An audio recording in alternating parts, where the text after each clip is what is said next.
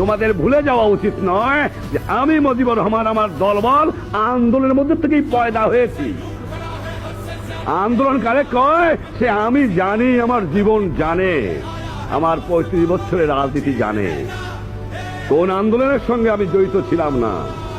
আইয়ুব খান 58 আমাকে ফাঁসি দেওয়ার চেষ্টা করেছিল। 86 সালে আগরতলা কেস করে আমাকে ফাঁসি দেওয়ার চেষ্টা করেছিল। এবারও আমাকে নিয়ে গেছিল ফাঁসি দেওয়ার জন্য, পারে নাই। বাংলার মানুষ দোয়া করেছে, বাংলার মা বোন রোজা রেখেছে, বাংলার মসজিদে মসজিদে মন্দিরে মন্দিরে দোয়া হয়েছে। বাংলার মানুষ আমাকে ভালোবাসে, আমি জানি, আমিও তাদের ভালোবাসি। এই ভালোবাসা আমার চিরদিন থাকবে, চিরদিন আমি এই ভালোবাসা নিয়ে মরতে চাই।